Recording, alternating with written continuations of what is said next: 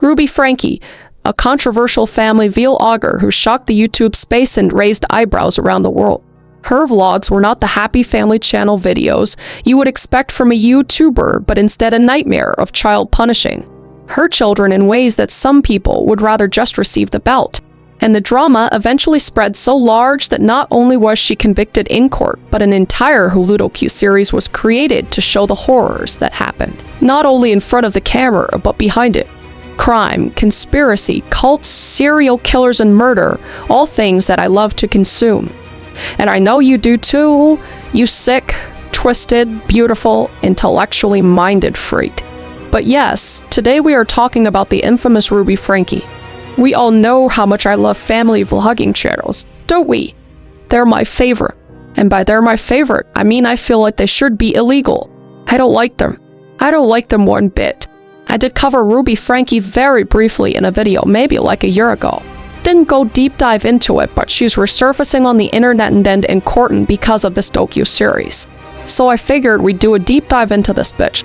So without further ado, let's unbuckle our seatbelts, go Mach 5 down the highway, slam on the brakes and bust through this windshield into this pos family vlogger together. So Ruby was born in Utah in January of 1980 to two Chad and Jennifer Griffiths, growing up with three sisters Ellie, Julie, and Bonnie. Her family was born in Utah, which was also deeply involved in the Church of Jesus Christ of the Latter-day Saints, the LDS Church. We've done a lot of videos about that. You go watch those ones, but some shady stuff sometimes, which is better known as Mormonism. And this belief would shape not only her life, but her children's as well it would.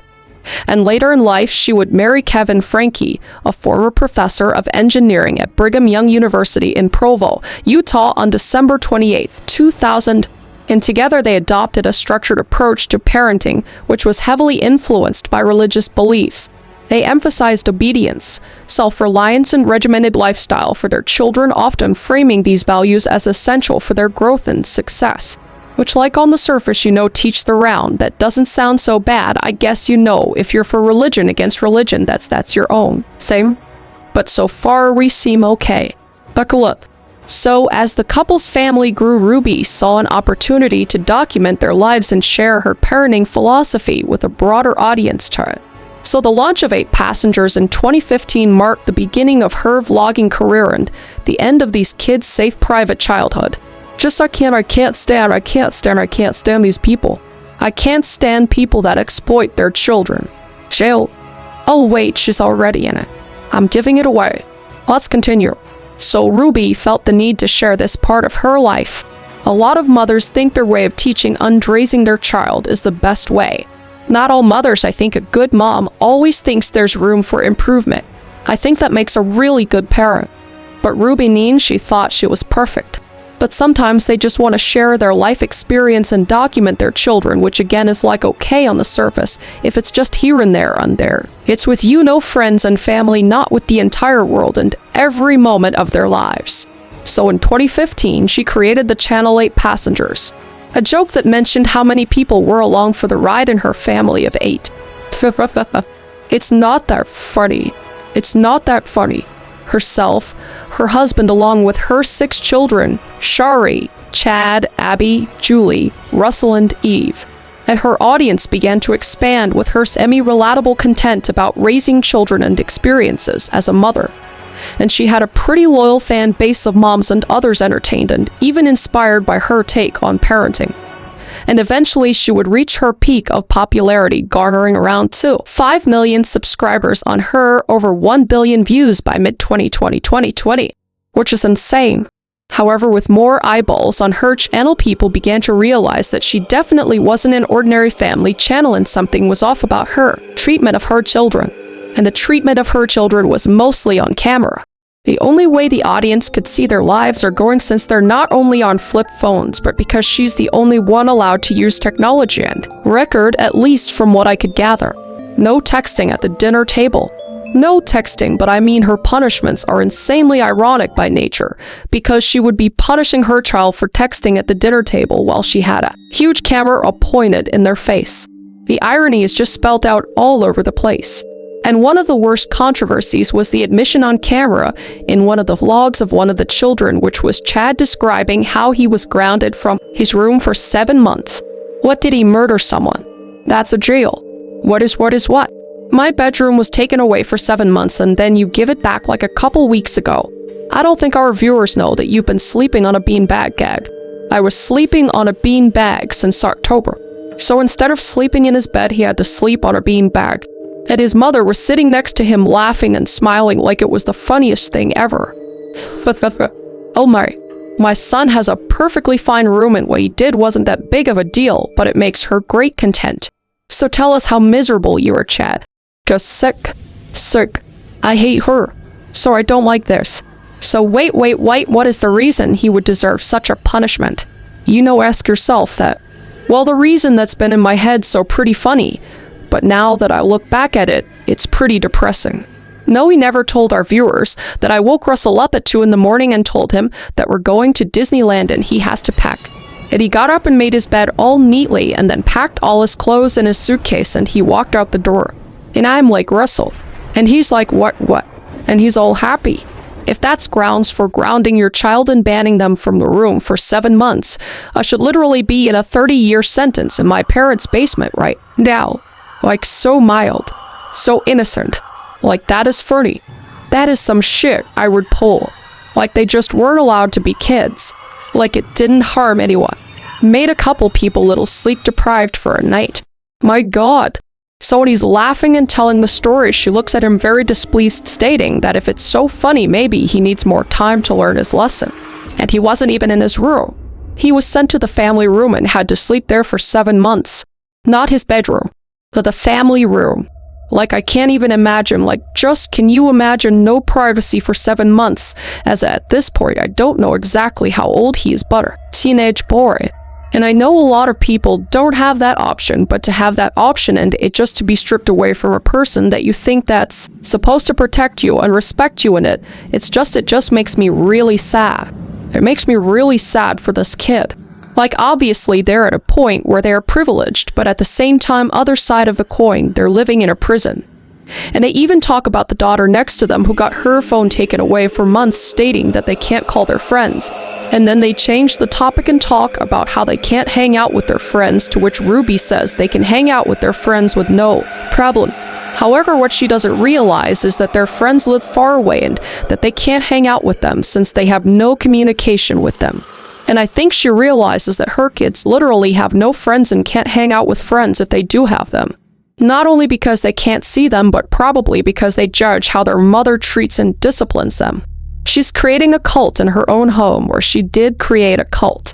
She's isolating her children and she's controlling them. Not in like a motherly way, like how you're supposed to teach your kids stuff and protect them from harm. She's just a menacing cult leader amongst her family. I mean, it's just awful to watch. And there is no smiling from the children other than to cope. Not out of fun or excitement about their lives, but literally just to cope. You can see her face, too. You can tell that she's realizing what she's doing to her children, but just refuses to change. Just a classic narcissist. And it's hard to justify this behavior, and it seems that the audience also agreed with this, thankfully, considering I had to make this video. You can tell people did not like the response to this. But another horrible disciplinary action was the lunch deprivation incident. And this incident involved the 6-year-old daughter, Eve. And according to Ruby in her vlog, she states her daughter's teacher texted her and told her that her 6-year-old did not pack a lunch. I just got a text message from Eve's teacher. She said that Eve did not pack a lunch today and can I bring a lunch over to the school? And she would then ask Ruby to bring a lunch for her because she's at lunch without food. And Ruby says this happens frequently and she knows her teacher is uncomfortable with her not having a lunch and it would ease her discomfort if she did have a lunch. Her 6-year-old daughter is going to school with no lunch as a punishment. She's starving her children as punishment frequently. But instead of doing what a loving mother would do and bring a lunch, she texts the teacher back. I responded and just said Eve is responsible for making her lunches in the morning and she actually told me she did pack a lunch today. And the natural outcome is that she's going to have to be hungry. That's what Ruby Franke said about her daughter. So the natural outcome is she's just going to need to be hungry. So her 6-year-old daughter forgot to pack her lunch and is going to have to suffer the consequences and just be hungry. But that alone is not the worst part. Believe it or not, the worst part is that Ruby doubles down, stating that hopefully nobody gives her food and nobody steps in and gives her lunch.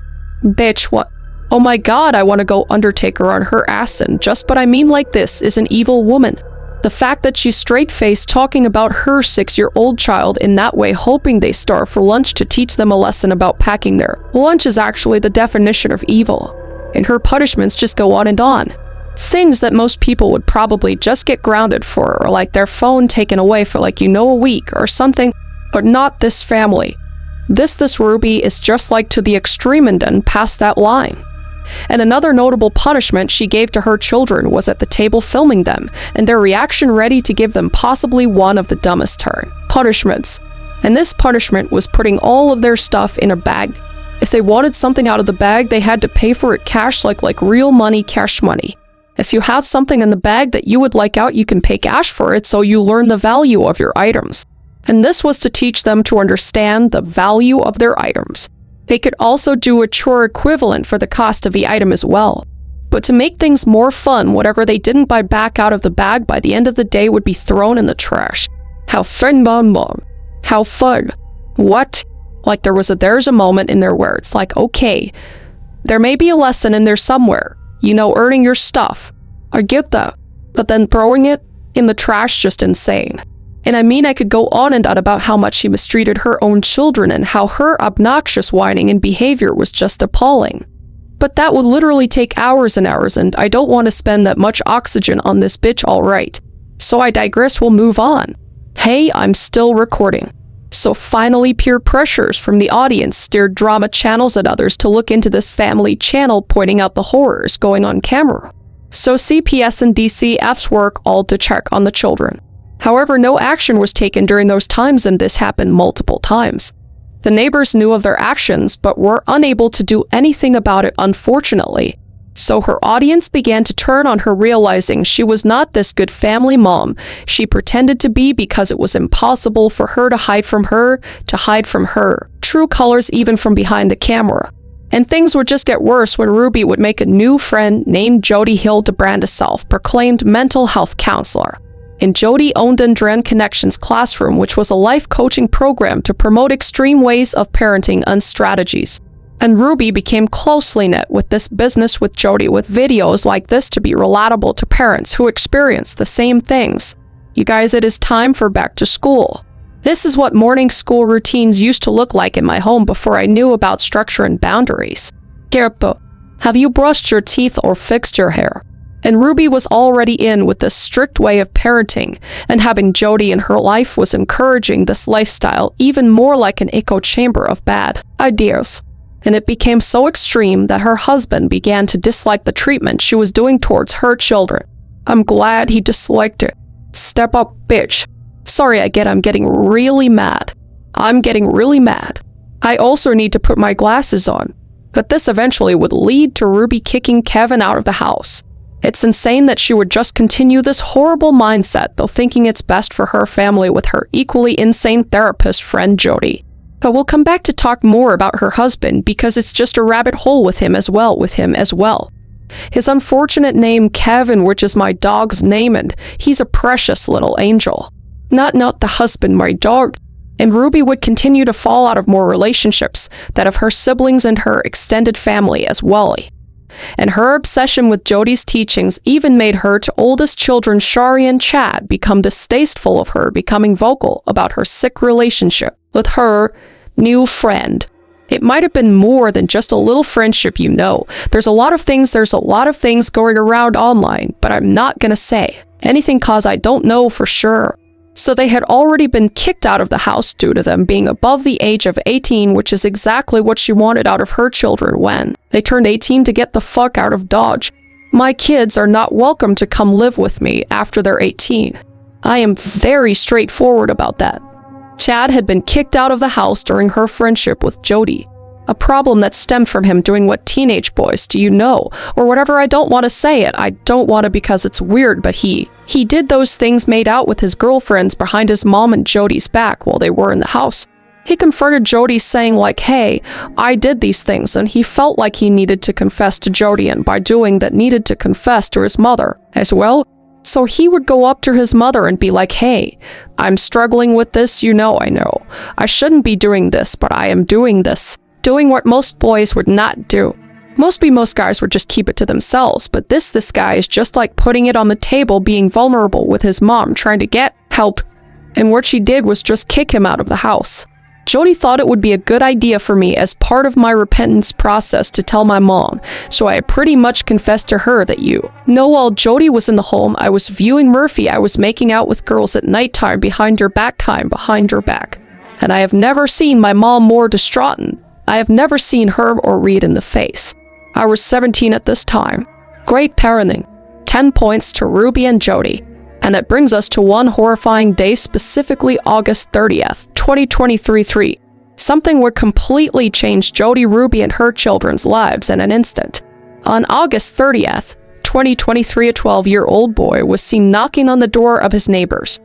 I just had a 12-year-old boy show up here at my front door asking for help, and he said he just came from a neighbor's house and no, there's been problems at this neighbor's house. This boy was asking for some food and water, shown skinny and with duct tape around his ankles. And when examined closer, injuries to his wrists and ankles worse, severe, leaving damaged tissue and muscle. And the boy ringing the doorbell asked for the police, and he was obviously thin and starving. So the neighbor gave him a banana and some water and waited for the police to come and arrive. And after a deep examination of the boy at the hospital, they found cayenne pepper and honey had been used to dress his wounds. And this was due to them trying to stop an infection so they wouldn't have to bring them to the hospital and lie about what had happened to her. And looking into more details, the boy describes how he wasn't at his mother's house, but his mother's friend Jodi Hildebrandt. And he then, after being placed into safety, describes how there's another child at the house, which was his sister.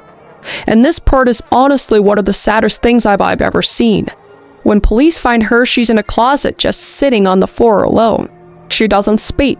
She's sitting on the floor, not moving, no reaction. And police described she was so thin they couldn't even discern her from a boy or a girl, especially with the buzz cut that she had. So she refuses to move or leave the closet, possibly out of fear due to Jodi's instructions telling her she had to stay where she was. And obviously starving police would bring her a pizza and some soda to help ease her fears and getting something into her system.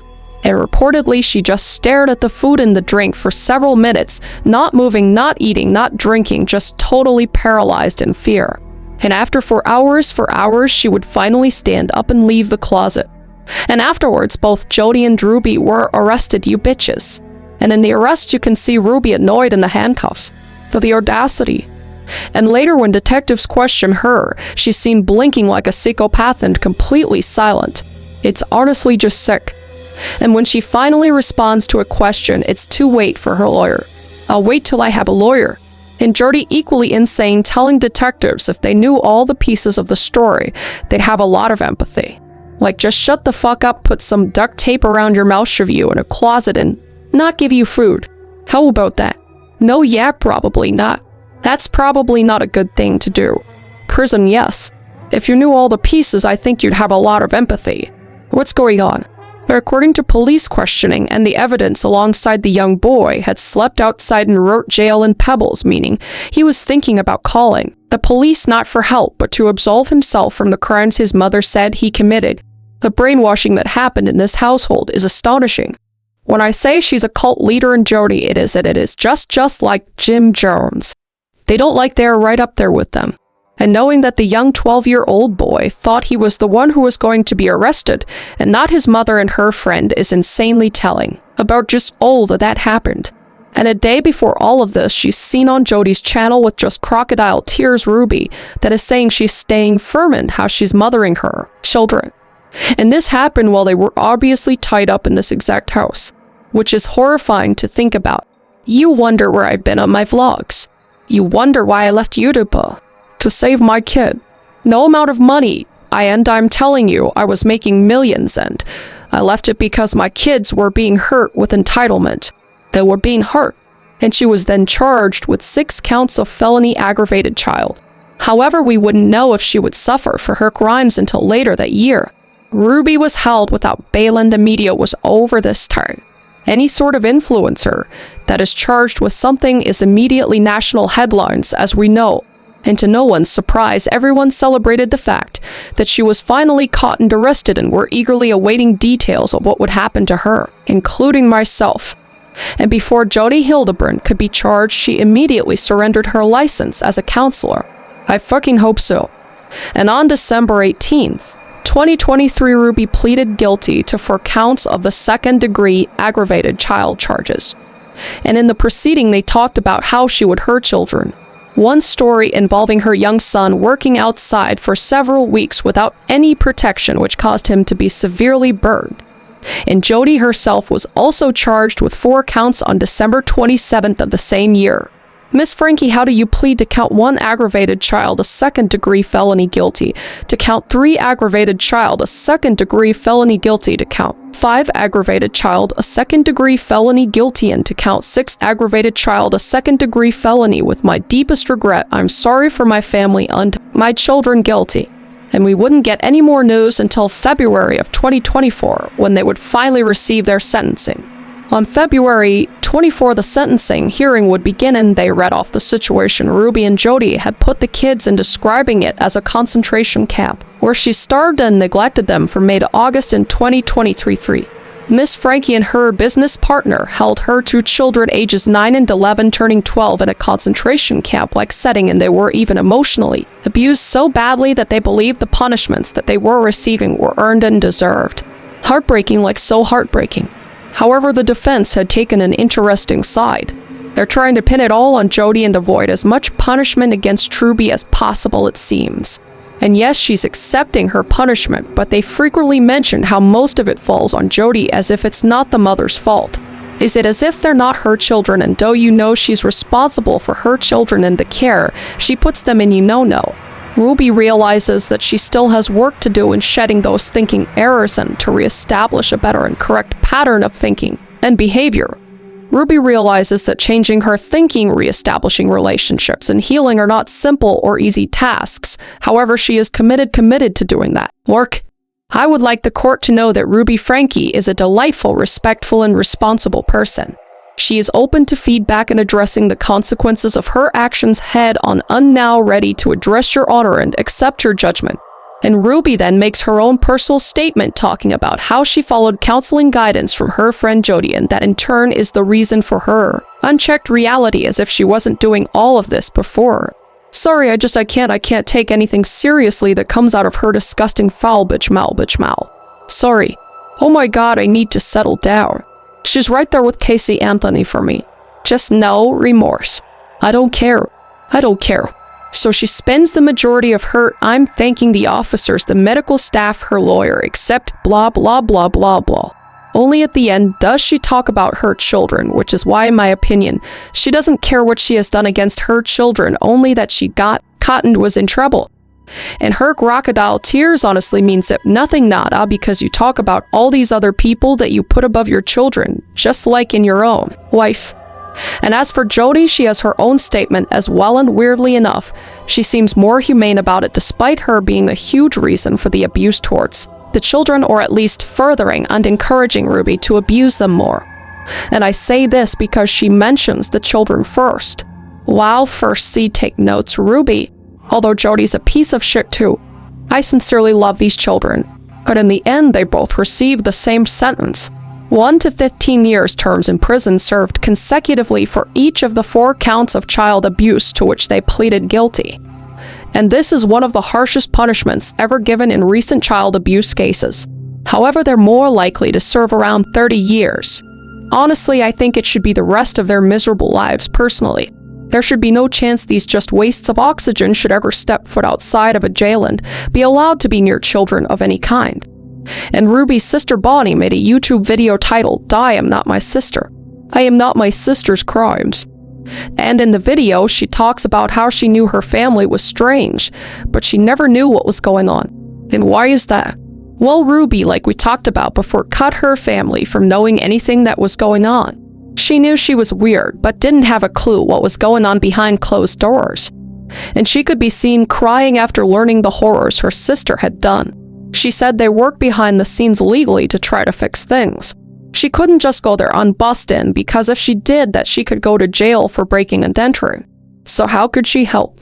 However, her most important point, which we'll get into, is that the only person who could have directly gotten involved and helped those kids was Kevin. Remember Kev in The Father Kevin? As mentioned before, it was in the vlogs and 8 passengers Ruby's husband. And Kevin is a less talked about character in all of this, as he witnessed the end eventually just left her in 2022 but never went back to help you. Know his children, who you know were being by you know his wife. But Kevin Franke would state that he was unaware of the extreme ways she was parenting. However, he talked about how Jodi was able to avoid the law, because she never answered her or and more, not answer the door, not speak with authorities, DCFs, or police, just remained silent. And as long as everybody remains silent, then within a specified amount of days, typically 30, the case closes by itself. But what's weird is the interrogation he had with detectives and his reaction to learning the information. He's seen crying about what's gonna happen to his wife because he loves his wife, you know, the wife that his children, and he has no reaction to anything. He's just stone cold and it just feels a little evil. Not gonna lie, it's my opinion, okay? Not saying he did anything well, I'm just saying he didn't do anything. And I can say that cause he didn't, but just look at his reaction to the officer saying he doesn't know how he'd feel if he wasn't able to see his kids. That stuff. I can only imagine how that feels, man. I got kids and not have seen him for that long, that would tear a piece of my heart out. Now you could say he's in shock, but I see someone involved cause he says I trust her. Okay, so the dude is either spineless and guilty or just ignorantly guilty. But there's no way he didn't know you know. And he blames Jodi for everything. But if all of that doesn't convince you, here's police body cam footage of him asking why his daughter isn't going to be arrested for the robbery of his personal items. Explain to me again why this was not robbery. Cause it's a civil issue. It's you guys are family. She's been in the house before. You haven't been in the house in a year. She had interest in the items. She didn't take them with the intention to deprive you of them. So theft, that's the theft code. We have to prove intent to deprive you of the items summoned that wasn't her intent in having them. So the detective sergeant said that we're not going to charge her for anything. Okay, I'll have to do some more research on that. But you know, he's totally a loving father who just really loves his kids and wants the best for his kids and everything, you know, totally. Oh, did I mention this was 2 days after Ruby was arrested? Yeah. So after his wife got arrested for his children, he tried to get his daughter arrested for taking stuff that was hers. Yeah. Great guys. Definitely innocent in all of this too. Definitely not guilty. You know, can't say that anyway. Jodi Franke, the oldest sibling who was kicked out at 18 years old, has been pretty vocal and she's very straight up. She says Jodi isn't the reason for the abuse. She was like that before. Not this spineless viewpoint that Kevin takes, but she's firm with what happened. Narratives in the media kind of pinpoint Jodi is the reason that things went wrong and Ruby was good until Jodi came on, but I wanted to show that that wasn't the case and that wasn't my experience. And it's hard to pinpoint her kids' perspective towards their father, but it seems like Chad the son who was kicked out at 17 to hang around his father, at least in interviews. What does happiness look like for you guys? Enjoying time with my siblings. It feels a lot more free. It's wonderful to be surrounded by my children. There's laughter again. We have a lot of new furry friends. Our home is a zoo. It is a zoo.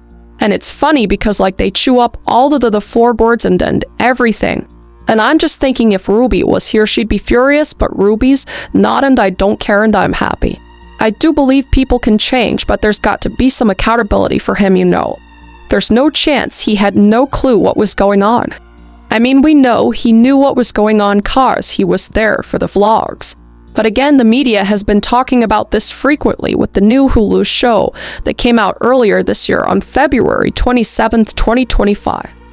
And the show called Devil in the Family, The Fall of Ruby Franke, shows clips and videos, interviews, and more about all perspectives that had happened during the whole ordeal. And it opens up all that has happened and shows the absolutely disgusting horrors Ruby Franke committed alongside Jodi Hildebrandt. Brandon, honestly, the whole thing is just unbelievably disturbing, with clips shown of how she was treating them, the arrest footage playing alongside. It's just all horrifying intentionally. This awareness of family vlogging has opened up how people include children in their media. And we've seen things similar to this in the news before with the daddy of Ivy and the horrors those children went through for entertainment. So the fact that this is still happening really shows that something needs to change. And it also talks about what was really going on with Jodi and Ruby and why they were so secretive about their lives. Some people on TikTok have been insinuating a possibly private and secret romantic relationship between the two. I am not gay. I'm gonna give Ruby the time of her life. And I mean, her own son Chad talks about his own theories on how he thinks that his mom and Jodi could be gay. Are you a lesbian? Yeah, I do. I honestly do. That's my personal opinion. And also, I just need to shout out Chad for being hilarious, because he's making fun of his mom for like a pen face that she does. He's got a great sense of humor, and I appreciate that, for all the shit that he's been through. But anyway, according to Shari, she states that they had a weird vibe. She mentions the fact that no one would move in with their therapist and the fact that Jodi was in her bed before she moved out. And Shari, the oldest, has her own book, which involves more details about her life and the strangeness and the awfulness of Jodi and Ruby. So, what about the family now? Well, it seems Chad is in real estate and is glowing. He seems much happier and can laugh off all the horrible trauma. Humor does really heal a lot of wounds, and in my personal experience as well. But I really hope that he's doing well. And Shari is happily married and states that she does not want to share anything about her wedding her husband or her children on the internet, and that they deserve privacy, and that privacy that she wasn't given, which is huge in her beliefs. Let's just give a round of applause for Shari. What a good and actually good mom. And it seems the rest of the children, Abby, Julie, Russell, and Eve, have all undergone psychological assessments and treatment to recover from there, and that they were taken into custody by the Division of Child and Family Services. Supposedly, they're all in contact with their father, Kev, and who is trying to rebuild their trust, but currently they're in state protective custody, which is exactly what they need to be safe and away from their evil mother and questionable father. But in the end, it all boils down to an evil mother who becomes overly controlling of her children, putting it all on display for the world to see. And I personally think, as you guys know, if you watched any of my content, I think it's just really bad for parents to film their family like they're in a freaking docuseries or movie. I don't think it's good. It's not only creepy, but puts too much of their lives on display, and it's not something they can consent to. And sometimes it even goes to their head. I just don't think it's ever positive in any way to make your child the center of your content. I think sharing your kid here and there, it's okay, and then I think you should be able to do that. Just be aware of what done this time is out there.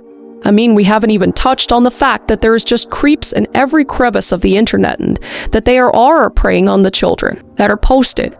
So I think it's just good to know for parents out there, if you're going to post your children, just know that there are negative effects of that, or can. Okay? I don't have kids yet, y'all won't see him. If I have him, tell you that right now you'll never see him, cause I won't ever do this. I won't ever do this to my kid, because they deserve privacy until they're of age and they can make their own decisions. And that is just my personal thing, but very much especially because I'm already a public-facing person. So anyway, I'm out of breath. Hey, text me out anywhere. I hope you enjoyed the video or not enjoyed it. Please let me know what other deep dives you want me to do below. These are always rough. Always the family stuff always gets me. I don't know why. I think it's just cause it's close to home. It's close to YouTube home, and I know people in the space, and it just kids, man. Kids are so innocent. They deserve better. And I'm glad all these kids are now on the up and Ruby and Jodi, maybe Kev and you suck. On a quiet Finnish lake in the early hours of a June morning in 1960, a nightmare unfolded inside a small canvas tent. 4 teenagers had set out for what should have been an innocent camping trip, but by sunrise, it would become one of Finnish history's most horrific and puzzling murder investigations ever. And for over 6 decades, the lake bottom murders have baffled police, terrified locals, and fueled countless theories. This is the lake bottom murders. Crime, conspiracy, cults, serial killers, and murder, all things that I love to consume. And I know you do too, you sick, twisted, beautiful, intellectually minded freak. I went deep today, baby. But today, we are talking about an extremely baffling case, one that I was not familiar with at all. But now I'm all too familiar with it. And I'm gonna make you familiar with it as well, because these cold cases, man, they eat at me. So without further ado, let's unbuckle our seatbelts, go Mach 5 down the highway, slam on the brakes, and bust through this windshield into this puzzling finished case together. So before the tragic night at Lake Bottom, the victims were ordinary teenagers, enjoying the start of summer. Maleir Emili Björklund, or Malay, often called Miley or sometimes Ira Emili, was just 15 years old in the summer of 1960. In fact, she was only days away from her 16th birthday at the time of the camping trip, and she was a resident of the Helsinki suburb in Vanata. And Malay was, by all accounts, a typical Finnish teenage girl. She enjoyed school breaks, spending time with friends, and looking forward to adventures in the outdoors. And she was dating 18-year-old Nils Gustafsson, and the two planned to share this double-date camping trip with another couple. And the other couple was Anja Maki, who was also 15 years old and was Malay's close friend. And the two girls were classmates and neighbors in Vanata, and they decided to go camping together as a fun excursion to kick off the summer. And she was dating the fourth member of the group, Sipo Boaman, and her father was initially against the trip, but her mother was able to convince him to let her go. So in June 1960, Finnish summer days were long and bright, so a very enticing time for young teenagers like Anja to enjoy nature. And with her good friend Malay, and with their boyfriends along, Anja anticipated a night of laughter and memories by the lakeside. So Seppo Antero Boaman, who was 18 years old, was one of the two older boys in the group, and he was also from Vanata. And Seppo was best friends with Nils Gustafsson, so they were all really good friends. The two men specifically likely bonded over school classes, hobbies like motorcycles, and plans for the future. So at 18, Seppo would have been either just finished with secondary school or about to enter military service, as was customary for Finnish youths around that age. And physically, Seppo was a very able-bodied teen, and he actually worked as an apprentice electrician. And as the older boyfriend, Seppo might have felt responsible for the safety of the group during this trip. And he rode his motorcycle with Anja on the back to the campsite, carrying gear and in high spirits for the night under the stars. And Nils Gustafsson, who was also 18 years old but slightly younger, is the most complex figure in the story. At the time of the trip, Nils was an athletic blonde teenager from Vanata, known to be popular, outgoing, and fun-loving. And he was Seppo's best friend, as we know, and Malay's boyfriend. And Nils had just reached adulthood at 18, and like Seppo, he enjoyed riding motorcycles. So obviously, the two men each had a motorcycle, which they used to ferry their girlfriends to Lake Bottom. And Nils, by appearances, was also just a normal teen, excited for a camping adventure with his sweetheart and close friends. So these four teenagers formed to couples in a tight-knit friend group, and everyone in the group got along and looked forward to spending time together. In essence, this was a sweetheart's getaway for two young couples, and the dynamic was likely typical of teenagers joking around, a bit of flirting between the couples, and mutual trust. And there was no indication before the trip of any serious tensions or conflicts among them. And it's important to note these positive relationships because later on, some theories would suggest some internal strife or jealousy, but we'll get into that later. So at least at the outset, all four seemed happy to be together, and little did they know that this camaraderie and youthful adventure would soon turn into a scene of unimaginable horror. So Saturday, June 4th, 1960, was the day the group set out for their camping excursion. And the teenagers, as we know, chose Lake Bottom, or in Finnish, Bottomjärvi, which was a scenic lake about 20 km west of Helsinki, as their destination. So Lake Bottom, located near the city of Espoo, was known to be a popular camping spot among locals. It was just a place where campers could pitch a tent, swim or fish, and just enjoy nature. And it's described as a large, tranquil lake surrounded by villages and forests of birch and pine. In other words, an ideal setting for an overnight outing in the wilderness without being too far from home. And the decision may have been spontaneous or planned in advance, and sources aren't clear on exactly who suggested it, but all four eagerly agreed, and that's what we know for sure.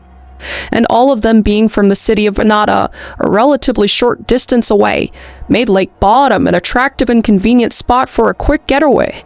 And the boys, Nils and Seppo, wanted to make use of their recently acquired motorcycles and were excited to take their girlfriends on a ride-in-camp adventure. So with parental permission sorted as needed for 15-year-old girls and their destination picked, the stage was set. So the group packed light as typical for overnight camping, and they had a single tent large enough to accommodate all four of them, which emphasized the coziness of their plan, roughing it, if you will, together under one canvas. So they were all staying in one tent, and they likely brought sleeping bags, some food and treats, and other essentials. Because they weren't traveling by motorcycle, everything had to be very compact. So we don't know if they carried any weapons or protection like a hunting knife for camping. Nothing of the sort is mentioned. So it appears they did not anticipate any danger from people or animals. And it's worth noting the natural phenomenon of the white night in Finland, which they were set to experience because in early June at that latitude, the sun barely dips below the horizon, meaning nightfall is more of a prolonged twilight. And one writer describes these white nights as having a strange grayish light, like someone dialed down the brightness for a few hours, and an almost eerie silence. So this ethereal atmosphere can be magical for campers, and for our four teenagers, the never-quite dark night was probably part of the thrill. And upon arrival, they would have seen a very picturesque lake and beautiful natural surroundings. And the area was also known to have a kiosk, which is a small convenience stand run by a local man and oft unhosted campers and hikers. And it's not clear if the teens stopped at the kiosk or interacted with locals upon arriving, but they proceeded to pick a spot for their tent. And they chose a spot along the shore for pitching the tent, a flat clearing not far from the water. And by all accounts, their arrival and setup went very smoothly. And Nils and Seppo likely helped each other assemble the tent, while Melee and Donjar might have laid out sleeping bags and gathered firewood. So with their camp established, the journey concluded and the leisure began. So the daylight hours of June 4th passed uneventfully, unpleasantly for the group, by all accounts. And the afternoon was likely spent in typical camping pastimes, possibly swimming in the lake's cool waters, lounging on the shore, and exploring the woods. And according to later reports, nothing unusual happened during that day. The friends enjoyed each other's company and the freedom of being out in nature. And the evening of June 4th was still bright due to that white night effect, but eventually a gray dusk settled. And at some point, the teens retired to their tent for the night. And for people in one tent would have been a very snug fit, and they likely arranged themselves with the couples next to each other. And based on diary evidence and witness accounts, the group did not venture away from their own campsite to socialize that night, at least not according to initial statements. So as far as the teens were concerned that night, they were alone and secure in their campsite. Now allegedly, there was mention of the boys being drunk in Melee's diary, but they would fall asleep and woke up around 2. Saroam, after which the boys got up for a bit, and the girls fell immediately back to sleep. And eventually they were all asleep inside their tent, and the night was calm, with the lake waters gently lapping in the pale night sky above. And it should have been a peaceful slumber in a beautiful place. However, as the early morning hours rolled around, an unknown terror crept toward the unsuspecting campers. So at approximately 4:00 to 6:00 am on June 5th, an unknown assailant launched a frenzied attack on the 4 sleeping teenagers. And the evidence indicates that the killer struck from outside the tent, slashing and bludgeoning through the tent's fabric without ever entering it. In other words, the perpetrator used the tent itself as a barrier, blindly stabbing and swinging at the victims through the canvas walls. And the weapon was most likely a knife, possibly accompanied by a heavy blunt instrument. But the assaults were extremely violent and swift, and the teenagers were caught completely off guard because they were sleeping. And you could only imagine the confusion and terror inside that tent. with the sounds of the canvas ripping and screams of pain and the sudden realization that they were under attack. So the tent itself quickly collapsed onto the occupants during the onslaught, and much later witnesses would recall seeing the tent in a flattened state, as if it had imploded on itself. Investigators believe the assailant first cut the tent's guidelines or supports, perhaps to trap the victims inside the tent, and then stabbed downward through the material. But all 4 teenagers were injured in this gruesome attack, and 3 would not survive. But despite the viciousness of the attack, none of the victims managed to escape or fully fend off the assailant. And there are no reports of any of the teens getting out of the tent to run or fight, indicating how sudden and overwhelming the ambush was. And during the frenzied stabbing and bludgeoning, one victim, Nils Gustafsson, may have caught a fleeting glimpse of the attacker. And Gustafsson would be the lone survivor in this attack, and he would later claim that, in a brief moment of half-consciousness, he saw a dark figure dressed in black with bright red eyes looming over them. And this eerie description, "red eyes as if glowing," had become part of the legend of Lake Bottom. And it's unclear if this was a hallucination, a distorted memory. Perhaps the attacker had some reflective material, or it was a product of trauma, or just a genuine detail. But regardless, it was the only hint of the attacker's appearance given by any of the victims. And the assault likely lasted only minutes, but was absolutely devastating. And by the time the assailant was done, 3 of the 4 friends lay dead or dying, and the lone survivor was unconscious and gravely wounded. And the killer then left as mysteriously as he had arrived. And at around 6:00 a.m., not long after the attack, a pair of young birdwatchers in the area reportedly noticed something odd. In the distance, they saw a collapsed tent and a blonde-haired man walking away from the campsite. And the sighting would later become a crucial, if ambiguous, clue. So the birdwatchers did not approach the site, thinking perhaps that nothing was seriously wrong. And meanwhile, the murderer vanished into the early morning mist tide. And the crime was over in mere moments, but its repercussions were only just beginning. So the attack's aftermath for each of the 4 campers can be pieced together from the physical evidence and forensic reports. And tragically, Melee, Anja, and Seppo all sustained fatal wounds while Nils survived with serious injuries. So Melee suffered the worst fate of all victims, and she was found outside the tent, having been pulled or dragged part way out during the attack. And disturbingly, Melee was undressed from the waist down when discovered, and whether the assailant removed her lower clothing or it was a result of being dragged is uncertain, but the state of her attire suggested a possible sexual, assault motive, or grotesque staging. And Melee's injuries were also the most severe, and she had been stabbed dozens of times, far more than the others. And forensic analysis indicated that many of her stab wounds were inflicted after she was already deceased. So it's kind of in line with just a very angry sounding like personal attack, like a vengeance he had just for Melee specifically. And also Melee's head had been hit extremely hard, causing shattering injuries. So this was just extreme overkill for Melee, and it seems to me she was like the center of this person's rage. But since Melee was Nils's girlfriend, the only survivor's girlfriend, some later theories speculated about personal jealousy or hatred directed at her. We'll talk about that later. But in 1960, investigators could only note that she clearly bore the brunt of the killer's fury.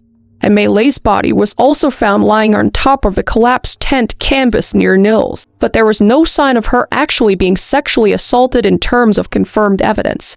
But her being partially unclothed and the brutality left the possibility in people's minds.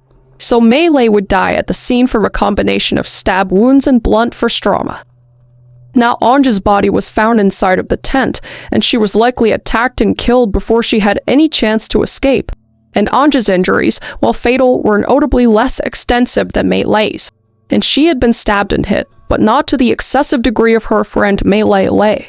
And it's possible Anja died quickly from her wounds as well, but there was no indication that Anja was moved or deliberately posed either, as she simply remained where she was attacked inside the tent. And Anja's cause of death was the multiple stab wounds and blunt force trauma to her head as well, consistent with the same weapons that killed the others. And the horror of all this suddenness meant Anja likely never even fully awoke before she was killed. And Seppo would also be found dead inside of the tent as well. So was the other man and the oldest in the group, and one might expect he'd have resisted the attack to some degree, but the situation gave him little chance given the fact that he was asleep, most likely. And Seppo's injuries included stab wounds and blunt force trauma as well, similar to Anja's. And there was speculation that Seppo might have awoken and confronted the attacker for at least a moment. However, at the crime scene, Seppo's body was found inside the tent with fatal wounds, indicating he did not get that far if there was any sort of scuffle. And notably, neither Seppo nor Anja were at act post-mortem like Melee was. So their killings, while violent, seemed straightforward by comparison. So, at just 15 years old, and 18 years old, these poor teenagers lost their lives in what should have just been a safe camping trip. And then there was Nils, who was the sole survivor of this massacre, but he came exceedingly close to being the fourth fatality, cause he was found alive but unconscious, lying on the ground near the tents outside, on the same side as Melee. Nils had severe injuries, his jaw was broken, he had fractured cheekbones, and a deep knife wound to his forehead, and he also sustained a serious concussion, and he was also covered in blood. And initially, responders thought he might die of his injuries because he was barely clinging to life when he was discovered. Nils was found barefoot, and notably, his shoes were missing from the scene. So it appeared he had been inside the tent during the attack and somehow ended up outside of the tent, possibly staggering out or being knocked out of the collapsed tent by the assailant, and he would collapse next to Melee. And there are differing accounts of his exact position when he was found. Some say he was on top of part of the tent canvas, others that he was just beside it. But in any case, he was within a couple of meters of the other victims. But despite his grievous wounds, Nils was still alive when help finally arrived several hours later. And he had no memory of the actual attack, likely a merciful side effect of the head trauma, and, as mentioned, only later recalled a fleeting image of the red-eyed figure in black attacking them. So Nils's survival would have major consequences. It meant there was a witness, albeit with a shattered memory, and a victim who could later be scrutinized. But on that morning in 1960, Nils was viewed purely as a victim who narrowly escaped the fate of his friends. And he was rushed to the hospital as soon as rescuers came, and his injuries were documented as consistent with being attacked by the same perpetrator who killed the others. So the scene at Lake Bottom on the morning of June 5th, 1960, was one of both confusion and horror because the teen's tent had been collapsed onto itself, visibly torn and soaked with blood. And blood splatter in pools around the site made it clear a vicious attack had occurred. And the tent fabric had multiple slashes and punctures from the knife thrusts. And inside the tent was a disarray of sleeping bags and belongings that were drenched in blood as well. And the entire area was eerily quiet in the early light of dawn, except for the distressing sight at the campsite itself.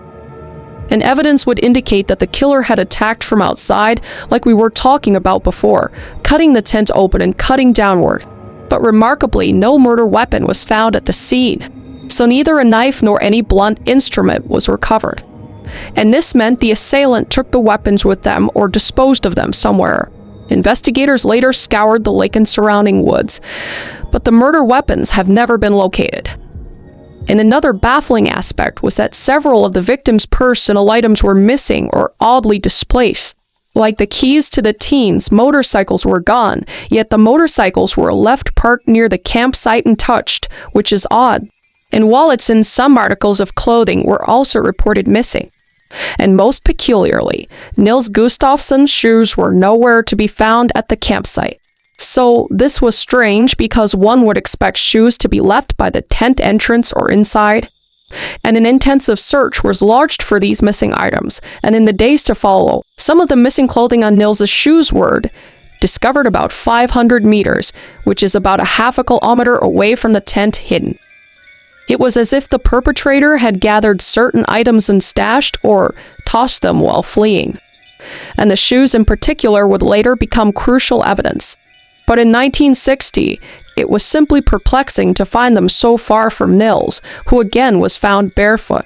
So, why would a random killer take the time to remove and hide a victim's shoes? Does it really add up or make sense? I mean, none of this makes sense, but that's particularly odd. So the crime scene presented investigators with a chaotic mix of clues, intense violence, missing belongings, no obvious motive. And also notable, aside from the birdwatcher's account of a blonde man walking away at dawn, there were no eyewitnesses to the crime itself, and the other campers in the area did not hear screams, or if they did not realize what it was. And it's possible that any cries were muffled by the tent and the quick, incapacitating nature of the attack. And the scene was remote enough that help did not arrive until hours later, meaning the crime scene set exposed to the morning. And sadly, the way the scene was handled next would introduce its own set of problems. So despite the attack occurring around dawn, around 4:26 am, it would be several hours before the victims were actually found and help arrived. And the first people to notice something was wrong were the aforementioned small group of boys who were out bird watching in the area around 6:00 am. And they continued on their way, not immediately realizing that they may have witnessed a murderer fleeing. And as a result, the crime scene remained unattended for several more hours. And it wasn't until 11:00 am that the bodies were officially discovered, and a local man named Dristo Siren, identified in some reports as a jogger or carpenter out for a morning walk, came upon the campsite and saw the carnage. And he saw the tent flattened and bloodied, and the unmistakable sight of bodies either on top or inside the tent. And I can't imagine how he felt seeing this, but luckily, Risto immediately alerted authorities, and he contacted the police, who arrived at the scene by noon on June 5th. Some sources alternatively name a carpenter called Desko Eva Johansson as the discoverer. So it's possible that Johansson and Siren are the same person, or one of these people accompanied the other, or one did find it first, or by the other.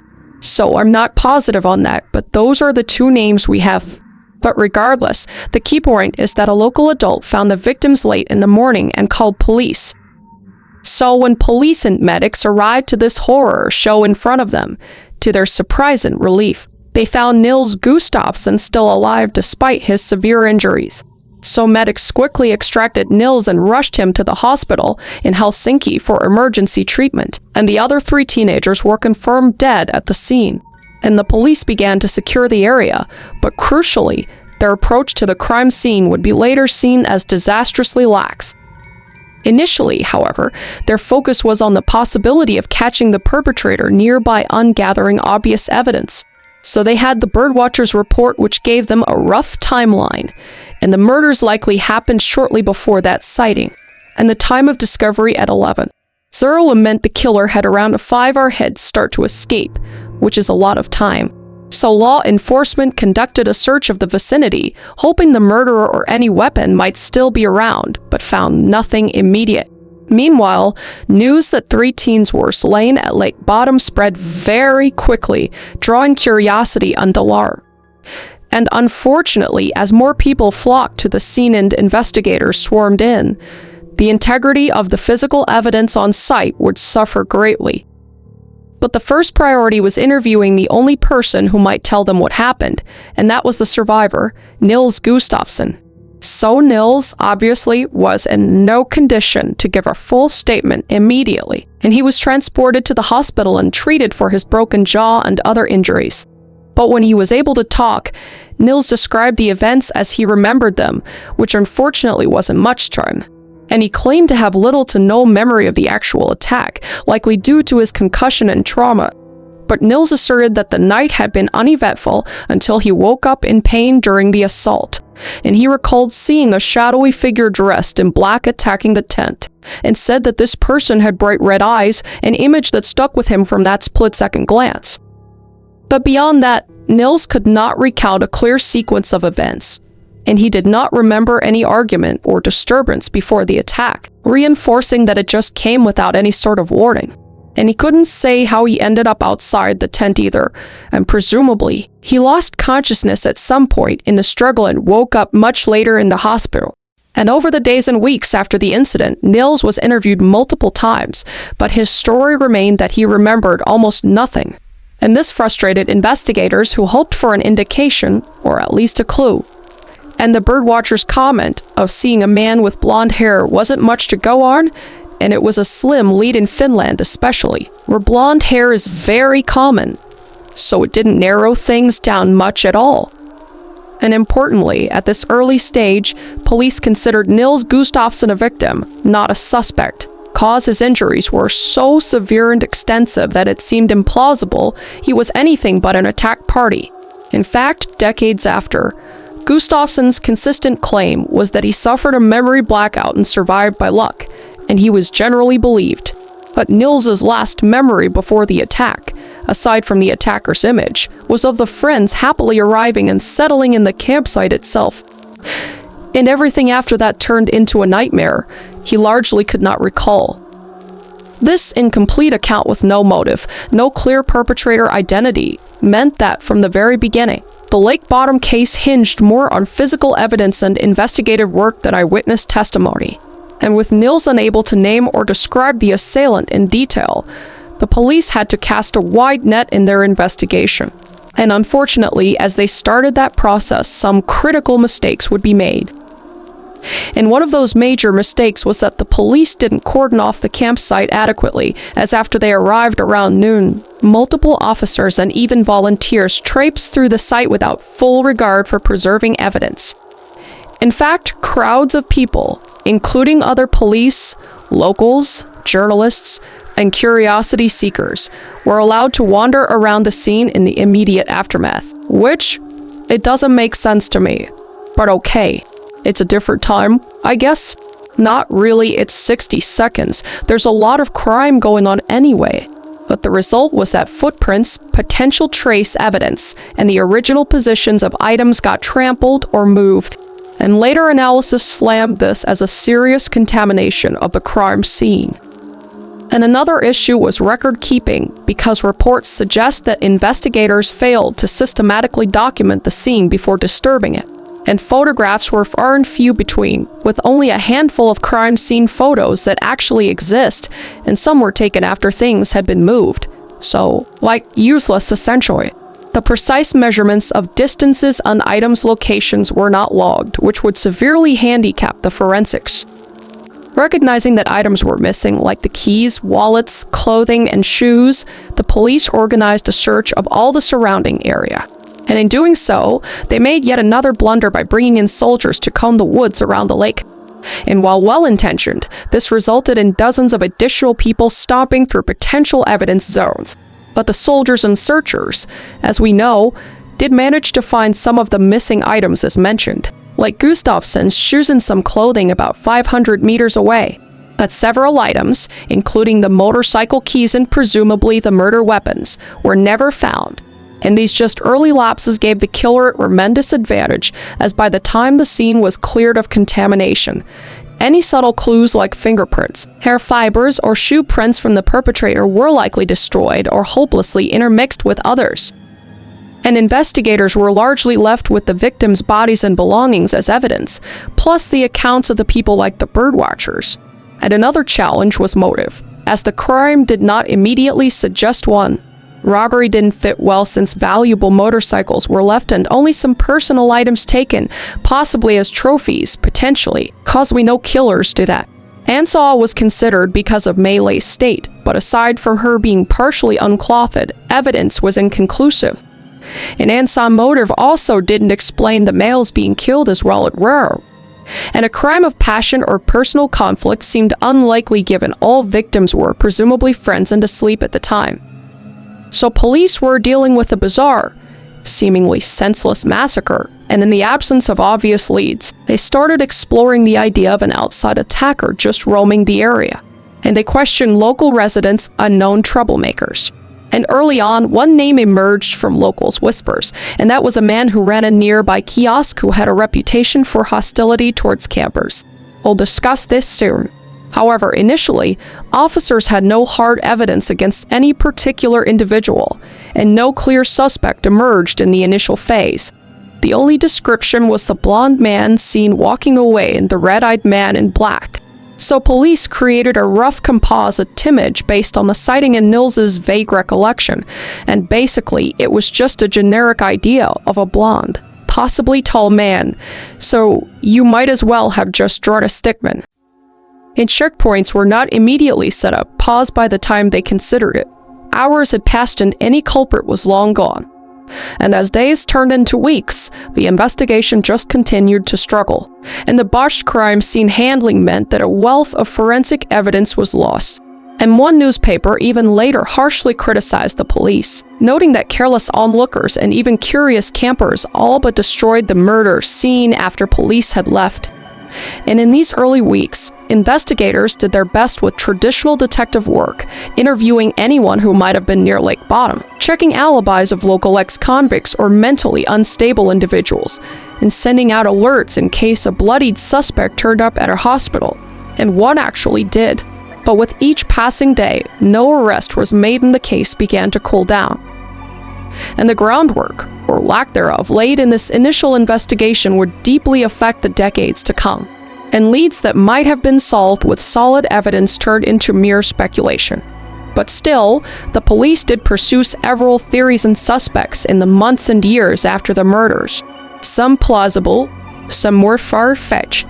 We will now turn to those suspects and theories that emerged as detectives and the public tried to answer the burning question: who killed the teens at Lake Bottom? So with an unknown assailant at large in the community in fear, numerous suspects and theories surfaced in the aftermath of the Lake Bottom murders, and investigators looked at local characters with bad reputations, potential drifters or outsiders, and even the surviving victim himself. And over the years, speculation ran rampant. Early on, attention focused on a local resident named Carl Valdemar G. Y.L. Elstrom, infamously nicknamed Kiosk Man, because he ran a small kiosk in the campground near Lake Bottom. And G. Y.L. Elstrom was well known in the community, and not for good reasons, cause he had a history of hostility toward campers and young people in the area.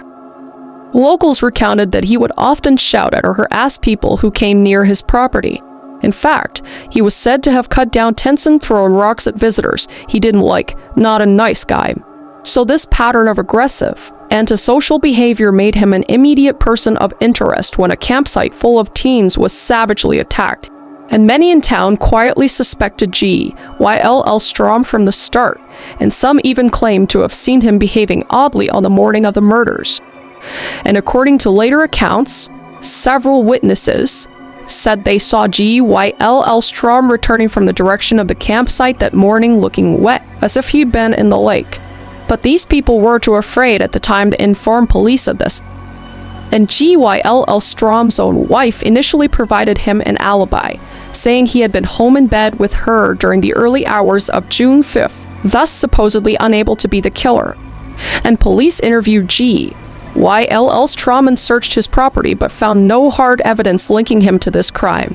So this kiosk man denied any sort of involvement, and aside from community rumors and his general creepy demeanor, investigators had nothing concrete, and they remained skeptical of the second-hand reports of his drunken confessions or supposed knowledge of the crime, because it was said that G. Y.L. Elstrom, when heavily intoxicated, allegedly blurted out confessions to the murders on multiple occasions, which is pretty suspicious to me. Or okay. But when sober, he would either deny it or was just dismissed as a mentally disturbed individual. And police at the time chalked up his wild statements to him just being disturbed and did not pursue any charges. However, G. Y.L. Elstrom continued to draw suspicion, and he did nothing to help his own case in 1916 when he died by drowning in Lake Bottom, apparently by deleting himself from life. And according to local lore, G. Y.L. Elstrom, in a final note or conversation, hinted at guilt for the murders, though the exact details are murky. And after his death, a haunting revelation would come, and on her deathbed years later, G. Y.L. Elstrom's wife recanted the alibi she had given him, and she confessed that she had lied to the police out of fear, implying that G. Y.L. Elstrom had not been home at the time of the murders and that he had threatened to kill her if she revealed the truth. So this posthumous admission by the wife gave enormous weight to the theory that the kiosk keeper was the bottom murderer. And villagers recalled that just days after the murders, Gyll Strom had filled in a well in his yard with concrete. So it was speculated that he might have hidden the murder weapons or bloody clothing in the well. And police later did excavate or examine the property but found nothing. Nonetheless, Gyll Strom remains one of the most popular suspect candidates in the public eye. He had motive, if seething hatred for campers or teenagers is a motive, and possible opportunity because he lived nearby, and just a general proclivity for violence. So locals have long believed that justice was never served if indeed Kiosk Man was the killer and managed to escape punishment by ending his own life. And in books and discussions, Gyll Strom's name often comes up as a likely culprit, a grumpy misanthrope who took his anger out on for innocent kids. But officially, however, Gyll Strom was never charged. And with his death, the lead effectively died with him, and the case file on him remains circumstantial. And police in later years stated they could not conclusively place him at the scene, and thus he is an unproven but strongly suspected figure in the Bottom case. So beyond the local kiosk man, investigators and amateur sleuths have scrutinized several other potential suspects. And to stand out for the level of attention that they've received, one is Hans Assmann and two is Pentti Sorninen. And each represents a very different profile, one a mysterious outsider with alleged spy connections, and the other a troubled youth who confessed under dubious circumstances. But let's talk about Hans first, and this name recurs in multiple Finnish unsolved cases, practically achieving a boogeyman status. Because Hans was a German-born, naturalized Finn who lived not far from Lake Bottom, and rumors swirled that he had been a soldier, even an SS guard at Auschwitz, and later possibly a KGB spy in Finland during the Cold War. Not people you want to be associated with necessarily. And whether or not the espionage tales are true, what put Assmann in the Bottom investigators' sights was his suspicious hospital visit on June 6, 1960. Remember when I mentioned that there was a man that walked in bloody at a hospital that night? This is the man. Because the very day after the murders, according to hospital staff in Helsinki, Assmann showed up wearing clothes covered in red stains and with black dirt under his fingernails. And he behaved nervously and even pretended to faint or be unconscious at one point. And doctors who examined him believed the red stains on his clothing were blood, and they noted his agitated state as well. And considering the timing, this was a giant red flag. So the hospital alerted the police about this strange patient. However, when briefly questioned, Assmann had an alibi and the police stated that he was able to account for his whereabouts during the Bottom murders. And some sources say authorities claimed Assmann was in Germany at the time, and others say he was in Helsinki but with someone. And in any case, the police seemingly accepted the alibi and did not confiscate his clothing for testing, which is an oversight that later drew a lot of criticism, which is deserved in my opinion. But Assmann notably also matched the limited description of the suspected killer because he had long blonde hair at the time and was fairly tall, and he looked eerily similar to the police sketch of the suspect.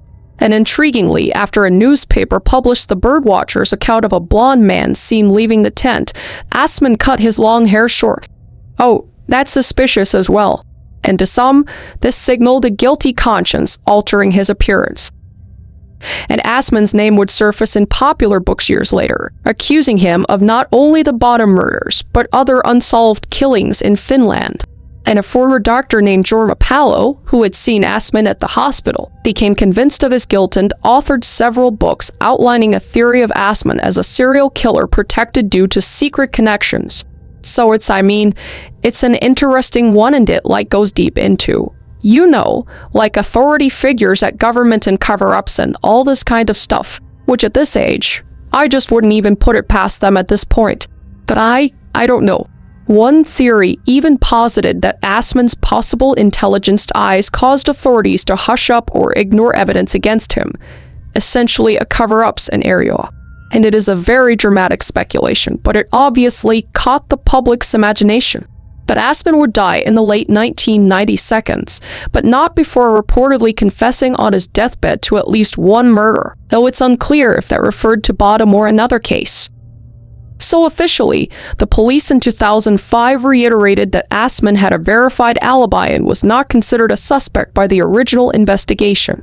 But to this day, many Finnish true crime enthusiasts think Hans Assman could have been the killer who slipped away.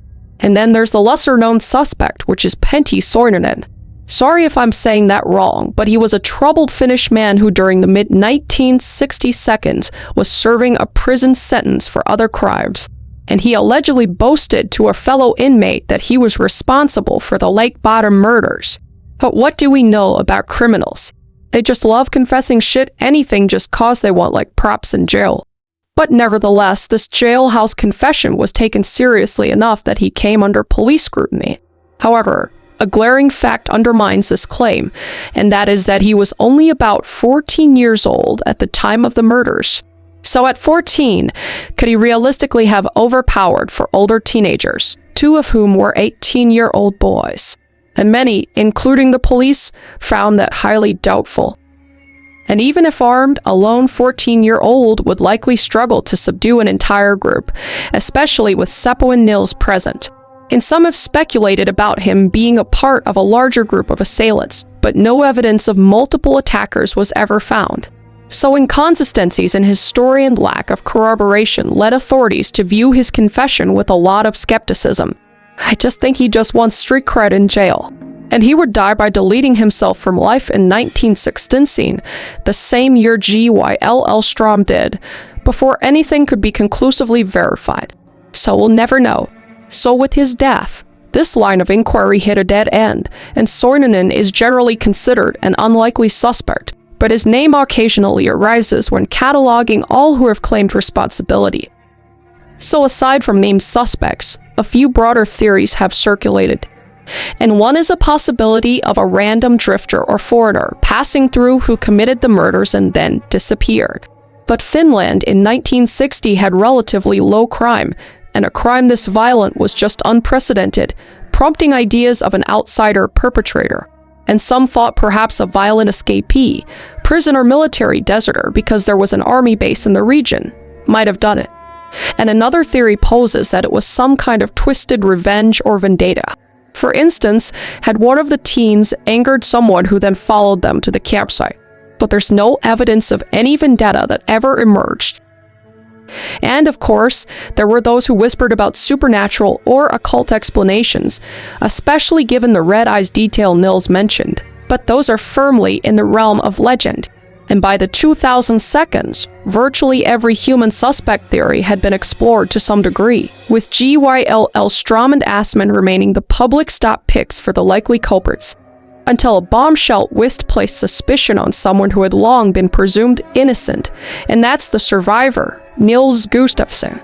So, for 40 years, Nils Gustafsson was regarded as the unfortunate sole survivor of the bottom attack, a victim left with physical and emotional scars. When Finnish police stunned the country by announcing that they had solved the case and they were charging Gustafsson with the murders. Now, this development was nothing short of shocking. So how the heck did investigators come to suspect Nils after so many years? And the answer lies in a combination of new forensic analysis and revived witness testimony, which together formed a circumstantial case against him. So the cold case was reopened in the early 2000s by the Finnish National Bureau of Investigation, and with advances in DNA technology, forensic scientists re-examined the old evidence, including bloodstains on clothing and the tent. And one key finding was that Gustafsson's shoes, which recall had been found hidden 500 meters from the scene, had blood from the 3 slain victims on them, but none of Nils's own blood. Interesting. And this was a crucial clue for the prosecution. And their interpretation was that if an unknown attacker had bloodied Nils along with the others, Nils's own blood should be on his shoes. So the absence suggested that Nils was not wearing the shoes at the time he bled, when he sustained the injuries. And instead, the only blood on the shoes was from the other 3, implying the shoes were worn during the killing of the others, because everybody else's blood was on his shoes, but his own blood wasn't on his shoes. As if he killed them and hid his shoes because he had killed them and there was blood on them, and it made him look guilty. So in the prosecutor's scenario, after killing his friends, Nils removed his shoes, now stained with victims and his friends' blood, and hid them, then later injured himself, accounting for his blood not being on his shoes.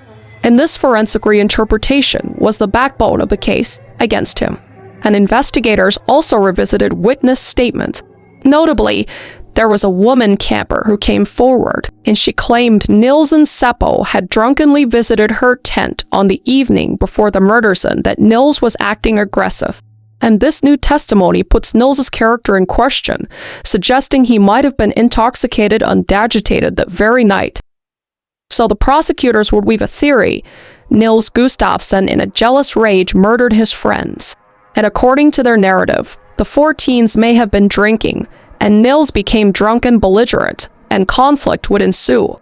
Possibly a fight between Nils and Seppo, perhaps over something like Nils making advances towards Seppo's girlfriend, or an argument about the girls in general. And in this supposed altercation, Seppo may have punched Nils, breaking Nils's jaw, which matches Nils's injury. And enraged by the fight and perhaps humiliated, the idea of a bruised Maliko was floated during this trial. Nils was said to have snapped. And the prosecution suggested that Nils then turned violent, and he may have attacked Melee first in a frenzy of jealousy or anger. And this would explain why Melee's injuries were so extreme as Nils's girlfriend. Maybe he targeted her in a jealous fury, and why her injuries were so much more severe. And then after she was deceased, then he went to eliminate the witnesses who were injured